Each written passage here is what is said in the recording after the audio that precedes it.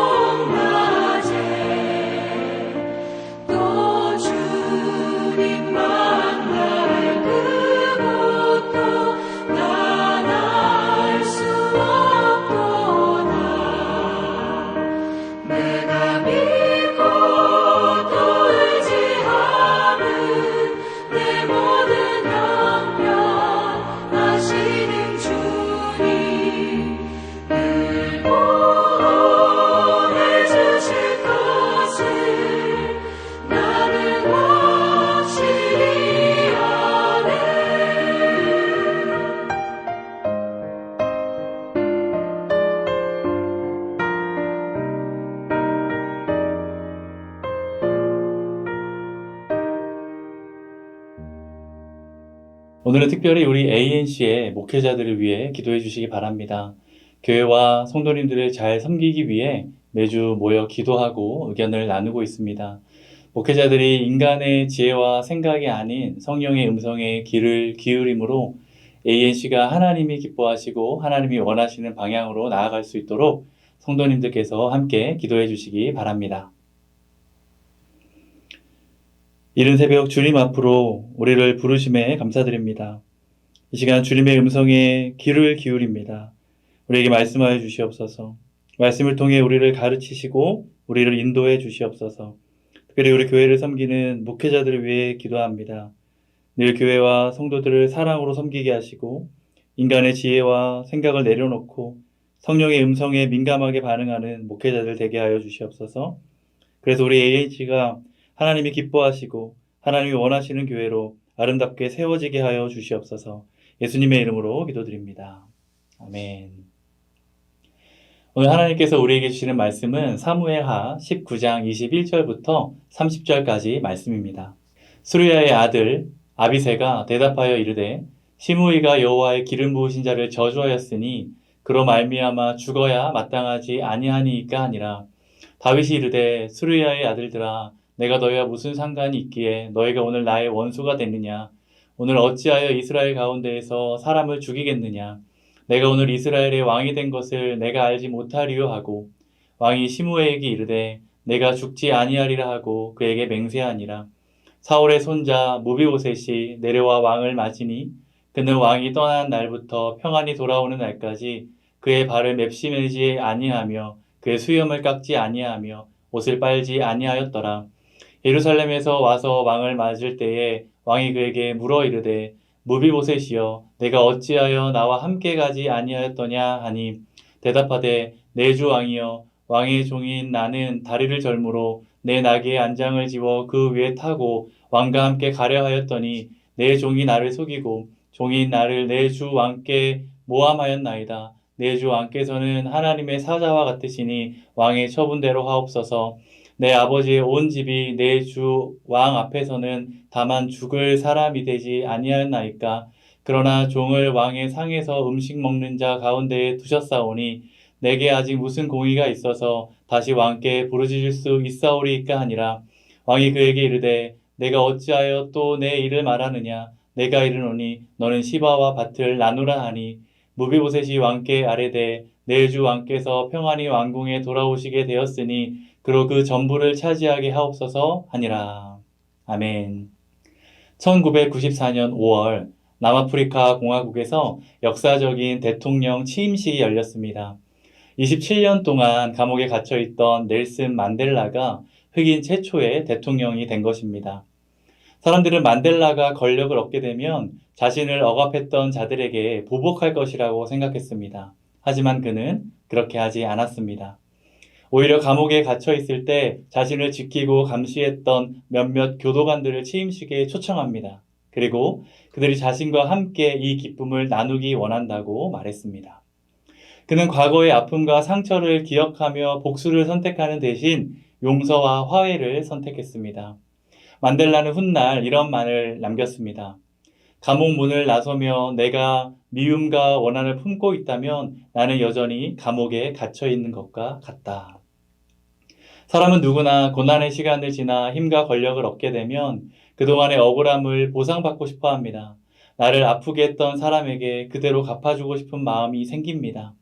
그러나 만델라는 힘을 가졌을 때조차 복수가 아닌 용서를 선택했고 그것이 많은 사람을 살리는 길이 되었습니다.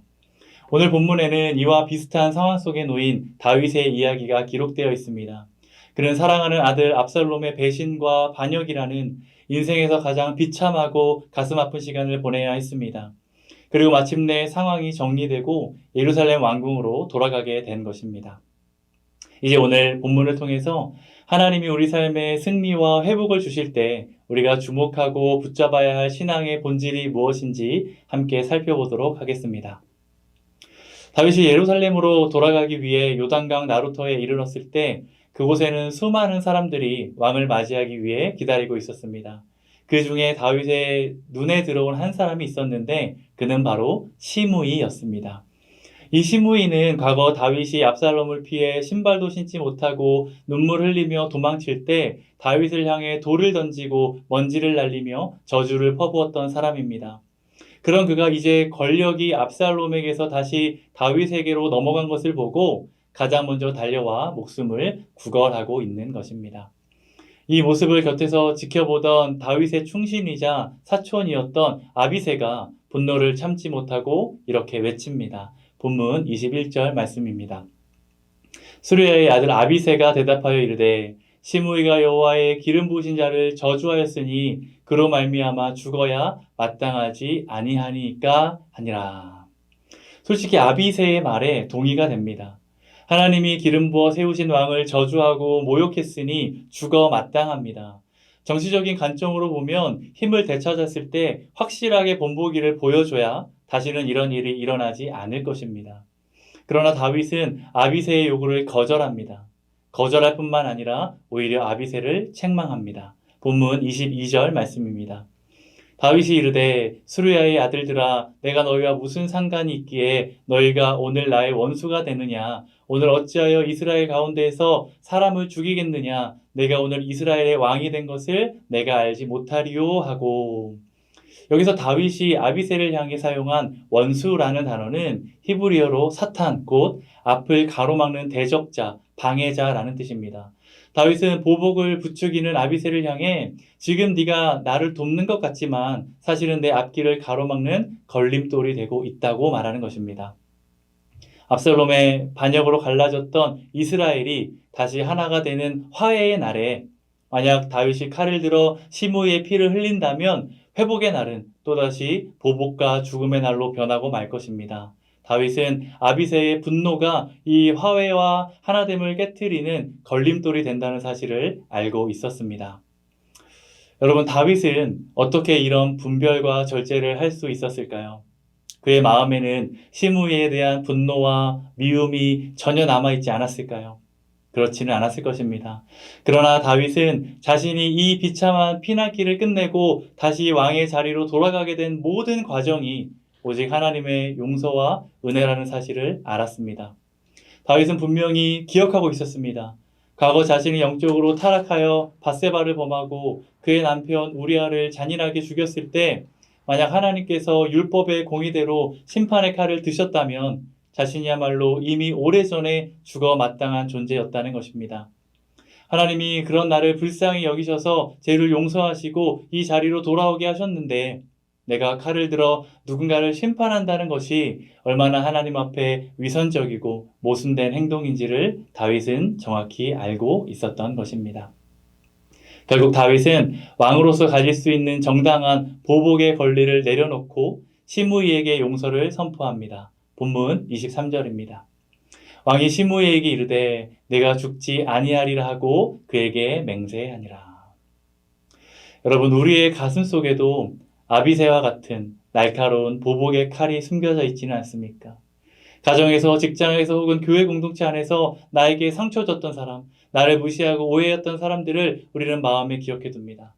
그러다가 기회가 찾아오면 나에게 그럴 만한 힘과 능력이 생기면 그대로 갚아주고 싶은, 사실은 내가 받았던 것보다 더 많이 되돌려주고 싶은 마음이 우리 속에도 있습니다. 그러나 반드시 기억해야 합니다. 회복의 자리에서 그 보복의 칼을 빼어드는 순간 하나님이 열어주신 화해와 하나됨의 길이 막혀버린다는 것입니다. 아비새의 분노가 다윗의 길을 가로막는 대적자가 되었던 것처럼 내 안에 정당한 분노가 하나님의 은혜를 가로막는 걸림돌이 될 수 있다는 것입니다. 진정한 영적 회복은 나에게 능력과 힘이 생겼을 때 아비새처럼 보복의 칼을 휘두르는 것이 아니라 그 보복의 권리를 예수 그리스도의 십자가 앞에 완전히 내려놓을 때 일어납니다. 내가 지금 누리고 있는 모든 것이 나의 의와 공로가 아니라 100% 주님의 은혜임을 믿고 고백하는 사람만이 내게 돌을 던졌던 시므이마저도 용서하며 안아줄 수 있는 것입니다.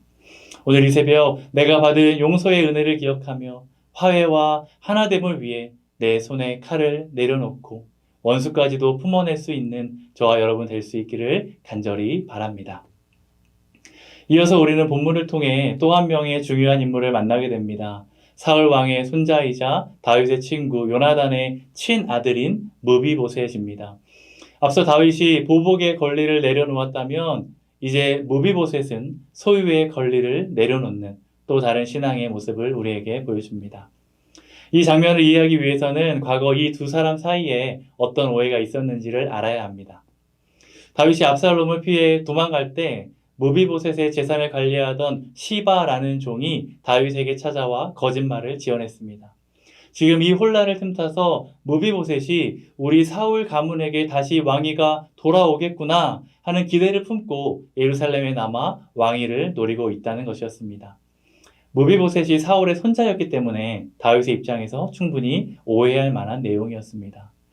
당시 다윗은 시바에게 속아 사실 확인도 제대로 하지 않은 채 무비보셋의 모든 소유를 그의 종 시바에게 넘겨준다는 판결을 내렸습니다. 시바는 왕의 위기를 이용해서 거짓말로 자신의 이익을 챙긴 사람이었습니다. 그런데 오늘 본문 24절에 무비보셋의 충격적인 모습이 나타납니다. 본문 24절 말씀을 보겠습니다. 사울의 손자 무비보셋이 내려와 왕을 맞으니 그는 왕이 떠난 날부터 평안히 돌아오는 날까지 그의 발을 맵시내지 아니하며 그의 수염을 깎지 아니하며 옷을 빨지 아니하였더라. 무비보셋은 다윗이 피난길에 올랐던 그날부터 예루살렘으로 돌아오는 지금 이 순간까지 오랜 시간 동안 발을 씻거나 수염을 깎지 않고 옷도 빨지 않은 채 살아가고 있었습니다. 이것을 통해 무비보셋은 온 몸으로 왕이 겪는 고난에 동참하며 슬퍼하고 있었다는 것을 알 수 있습니다. 그는 다리를 저는 장애가 있었기 때문에 몸은 예루살렘 성 안에 갇혀 있었지만 그의 마음만큼은 언제나 다윗과 함께 있었던 것입니다. 시바가 했던 모든 말이 거짓이었다는 것이 이제 다윗의 눈앞에 드러나는 순간입니다. 자신의 실세와 오해를 깨달은 다윗은 무비보셋을 향해 미안한 마음이 들었을 것입니다. 그러나 이미 시바에게 땅을 주겠다고 약속한 왕의 체면 때문인지 아니면 다른 정치적인 이유 때문인지에 대해서는 여러 견해가 있지만 다윗은 무비보셋에게 불공평한 타협안을 제시합니다. 본문 29절입니다. 왕이 그에게 이르되 내가 어찌하여 또 내 일을 말하느냐 내가 이르노니 너는 시바와 밭을 나누라 하니. 이것이 얼마나 억울하고 이해하기 힘든 판결입니까? 거짓말로 자신을 모함하고 재산을 가로챈 종에게 내 재산의 절반을 나누어 주라는 것입니다. 어떻게 저 거짓말에 속아 제 재산을 반이나 나누어 주라고 하십니까? 말도 안 됩니다. 저의 재산을 되찾아 주시고 저 시바에게 당장 벌을 내려 주십시오. 이것이 정상적인 반응입니다. 그러나 본문 30절에서 무비보셋은 이렇게 고백합니다. 무비보셋이 왕께 아뢰되 내 주 왕께서 평안히 왕궁에 돌아오시게 되었으니 그로 그 전부를 차지하게 하옵소서 하니라. 이것은 나에게 속한 물질과 소유에 대한 모든 권리를 온전히 내려놓겠다는 선언입니다. 저에게는 땅이나 재산, 제 명예가 조금 더 중요하지 않습니다. 내 주 왕께서 무사히 원래의 자리로 돌아오셨다는 그 사실 하나만으로 저는 이미 세상을 다 가진 것처럼 행복합니다.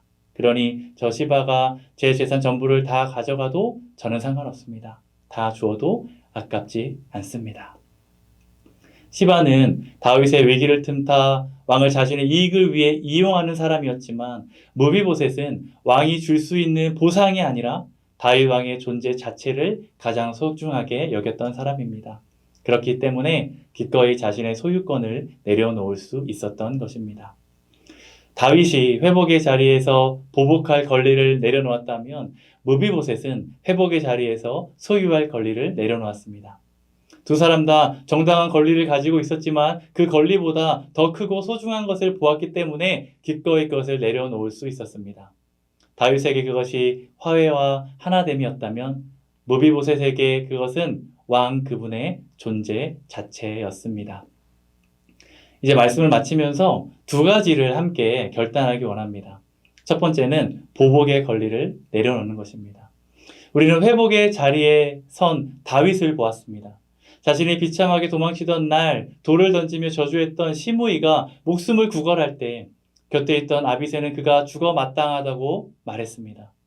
다윗이 마음만 먹으면 얼마든지 시므이를 심판할 수 있었습니다. 그러나 다윗은 그 보복의 칼을 들지 않았습니다. 이 자리로 돌아온 것은 자신의 의 때문이 아니라 오직 하나님의 용서와 은혜였음을 알았기 때문입니다. 성도 여러분, 우리 마음에도 아비새와 같은 분노가 숨어 있을 수 있습니다. 회복의 자리에서 내 정당함을 무기 삼아 나에게 상처 주고 나를 오해했던 누군가를 내 손으로 심판하고 정죄하려는 마음이 있다면 오늘 그 보복의 칼을 십자가 앞에 내려놓으시기 바랍니다. 아비새의 분노가 다윗의 길을 가로막는 대적자가 되었던 것처럼 내 안에 정당한 분노가 하나님이 어렵게 열어주신 화해의 길을 가로막는 걸림돌이 될 수 있기 때문입니다. 내가 받은 용서가 얼마나 큰지를 아는 사람만이 내게 돌을 던졌던 시므이까지도 용서하며 품을 수 있습니다. 두 번째는 소유의 권리를 내려놓는 것입니다. 본문을 통해 우리는 한 가지 사건을 두고 정반대로 반응한 두 사람을 보았습니다. 시바는 왕이 위기에 처한 그 틈을 노려 거짓말로 남의 재산까지 가로채며 자기 이익을 챙겼습니다. 왕을 자신의 욕심을 채우는 수단으로 이용한 것입니다. 그러나 무비보셋은 정반대였습니다. 그는 빼앗긴 재산을 되찾는 일보다 왕이 무사히 돌아오셨다는 그 사실을 더 기뻐했습니다. 그에게는 왕이 줄 수 있는 보상보다 왕 그분의 존재가 더 소중했던 것입니다. 우리가 가지고 누리는 모든 것은 하나님이 주신 선물입니다. 그런데 선물을 주신 하나님보다 선물 그 자체의 마음을 빼앗기는 순간 우리도 시바의 자리에 서게 될 수 있습니다. 하나님을 사랑하는 것이 아니라 하나님이 주시는 것을 얻기 위해 하나님을 이용하는 사람이 될 수 있는 것입니다. 오늘 하나님은 우리가 무비보셋의 마음을 담기 원하십니다. 그리고 그의 고백이 우리의 고백되기를 원하십니다. 세상이 나를 오해하고 내가 가진 것을 탐내며 때로는 빼앗아 갈지라도 내 주님 한 분만 나와 함께 계신다면 나는 그것으로 충분합니다. 오늘 본문의 두 사람은 회복의 자리에서 똑같이 자기의 정당한 권리를 내려놓았습니다. 다윗은 보복할 권리를, 무비보셋은 소유할 권리를 내려놓았습니다. 자기가 가지고 있던 권리보다 더 크고 소중한 것을 보았기 때문에 그렇게 할 수 있었습니다. 다윗에게 그것은 화해와 하나됨이었고 무비보셋에게 그것은 왕 그분의 존재 자체였습니다. 내 정당함과 내 소유를 끝까지 붙잡는 사람에게는 하나님이 부어주시는 새 은혜가 들어갈 자리가 없습니다. 그러나 보복의 권리도 소유의 권리도 기꺼이 내려놓고 오직 왕 대신 주님만을 높이는 사람을 하나님은 세상이 줄 수 없는 가장 풍성한 은혜로 채워주십니다.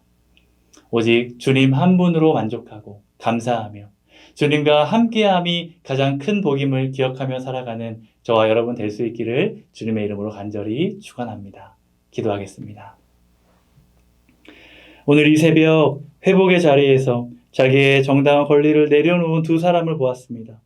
보복할 권리를 내려놓은 다윗과 소유의 권리를 내려놓은 무비보셋을 통해 진정한 회복은 더 붙잡는 데 있지 않고 내려놓는 데서 시작됨을 깨닫게 하시니 감사합니다.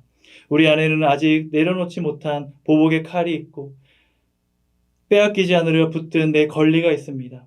이것을 끝까지 움켜쥐고는 주님이 열어주신 화해의 길로 나아갈 수 없고 주님이 부어주시는 새 은혜도 받을 수 없음을 깨닫습니다. 우리가 주님께 받은 용서가 얼마나 큰지를 기억하며 우리에게 돌을 던진 시므이까지도 품게 하시고 내 주님 한 분만 계시면 충분합니다 고백했던 무비보셋의 고백이 우리의 고백되게 하여 주시옵소서. 감사드리며 예수님의 이름으로 기도드립니다. 아멘. 이제 각자의 기도 제목을 놓고 기도하는 시간 갖겠습니다.